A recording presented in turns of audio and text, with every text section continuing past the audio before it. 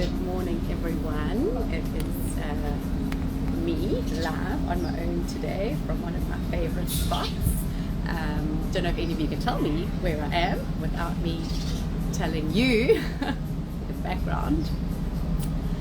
Good morning. Oh, my favorite. Love you always being online. Thank you so much. So I was asked the other day about one of my most embarrassing moments in real estate, so I thought this would be a great opportunity today to just talk a little bit about me and some of my fun moments, but I'm only going to give you one at a time, so you have to wait a couple of weeks before you get the next one. But yes, that's where I am, sipping on my favorite coffee as well. So just a quick one. So the embarrassing story happened many years ago, because I've been in real estate for a really long time, and I was called in to do a valuation on a really posh house in a really great neighborhood in Durban North, and I had my team of agents with me, and in those days we still walked around with a big folder and a clipboard, and I was all dressed to the nines as I can be sometimes, and walking through the house, and as I walk into the front door, my high heel shoe breaks. First time I'm meeting people. It's like, okay, this is great fun, and then I just literally whip the shoe off and then carry on chatting, and I'm like literally hobbling along like this, walking around the house, and then eventually one of the other agents says to me, she says, why don't you just take the other shoe off? So I was like, oh, walk around barefoot, but I mean, I'm already making an idiot of myself anyway. So I just took the other shoe off, popped both the shoes on my folder, walked around the house, and trying to make notes in amongst the shoes, etc. And that was one of my first embarrassing moments in real estate way back when. We did eventually get the mandate. I don't know whether they felt sorry for me or not, but we did eventually sell the house as well, which is great. So just obviously that was a really embarrassing women's story. I don't know if men will relate to that at all, unless you all dress up in drag sometimes. But Women's Month was really amazing. I interviewed a couple of really wonderful ladies, so thank you to the ladies that have joined. And as I was saying, that story came about because I was at a women's networking function on Wednesday evening with East Coast Radio, and one of the ladies was asking me if or how to get into property, basically, because she's just getting on the property ladder. So obviously there's many ways to purchase property, and over the last few weeks I haven't been able to explain everything in a really short space of time, so that's why we'll just keep doing it each week. So just join in each week if you can. I'll have experts chatting, and then every now and then I'll do this where I have a little story. So the longest way to purchase a property, which now I'm going to start with this story today, is if you currently own a home and you want to buy something else. So if you're already on the property ladder, you've got a little apartment that you bought as an investment, or you have a home that you live in with your family, and you've decided that you want to buy something bigger, or you want to sell and buy something smaller. This is the longest way. It's called the subject to selling, which I touched on briefly last week with Mel when we were discussing bridging finance.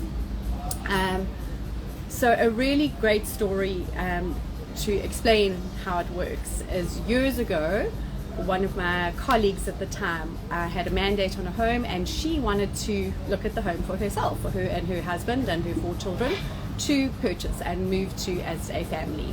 And she was absolutely amazing, because she said to me, I want you to treat me like I'm a client, not like I'm a colleague, and let's do this properly. So went through the home, they fell in love with it, could see themselves living there. We put in an offer subject to them selling their home in Durban North. And that always comes with risks, and that's why this is the longest form of selling a home, because the seller still has a right to continue to market the property even though they have received an offer. And there is what you call an out clause in the sale agreement. So that also depends on how you negotiate at the time, if it's going to be 3 days out clause, 5 days out clause, etc., etc. But basically what it means is, morning everybody that's joined along the way. But basically what it means is, if you have got a house that you put in an offer in subject to selling elsewhere, the seller can still market the home for sale. They can receive another offer. If that other offer, all the finances in place, you get put on terms for the 3, the 5, the 7 days, whatever's been discussed and decided on in the sale agreement. Now to you as a potential purchaser, hugely risky, because you fall in love with a home, you want to put in an offer, you can see yourself living there, but somebody else might pip you to the post because they might be coming along with a stronger offer, a cash and bond offer already. So this is what happened with my friend all these years ago, and it happened over the Christmas period. The banks were a little bit delayed in terms of helping them with their bond. They still had to sell their home, and another offer came in between, which was a cash offer, so they were put on terms. And basically they lost that house. But they didn't stop working with me, which was amazing, because as I said, she was a colleague, she was in the industry, her mum's in the industry, her mother-in-law and her brother-in-law are both in the industry, she's in the industry because she's a colleague, and she continued to work with me through all of this. And obviously for her property for sale, we've had her mum and myself as a joint mandate, which that's a story for another day, how to mandate properties. And we continue to find her a home and look at different homes. And there was this one house in Durban North that I just said, I know this will be absolutely amazing for you guys, let's go and have a look. It does need work though, which she was prepared to do. So we ended up going to the house. By this stage, her house in Durban North had received an offer, so it was a little bit more of a stronger offer, because now she had a solid offer in place on her home, still subject to finance. So then we could put in an offer on this home, and the offer is structured differently, even though it's still subject to selling. But anyway, long story short, she got the home, and it's been absolutely amazing watching their journey transform the home over the last 10 or so years that they've lived there. And our friendship has really evolved since then, because every time they've done minor renovations, or in some cases major renovations, she's called me in, we've been around, and I've sat and had dinner with her and her family, and our friendship really has grown hugely over the years, to where she constantly gifts me their clothing range as well, because her husband's got a clothing range, and so that's where I'm wearing the Bukhanina clothing today. So I'm sure all of you know who I'm talking about now by this stage, all the agents out there. But to those of you who are still online, thank you so much. I can see there's a couple of you, and especially agents. Morning all of you. Just educating you all on subject to selling. But just a last one in terms of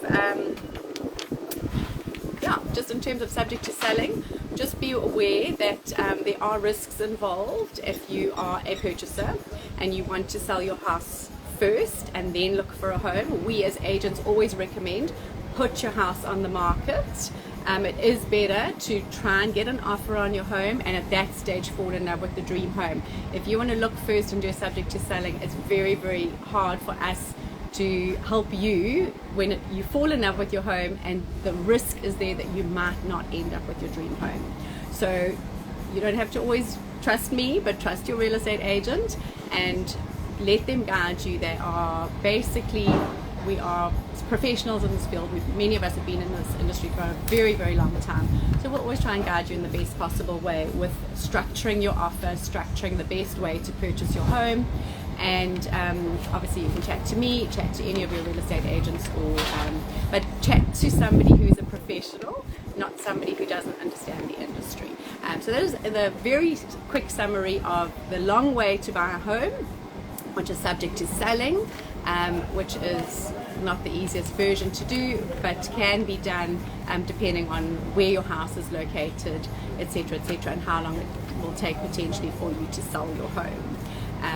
So just a quick shout out to my friends, and thank you so much for all your support over the years, especially those who've bought and sold through me over and over again.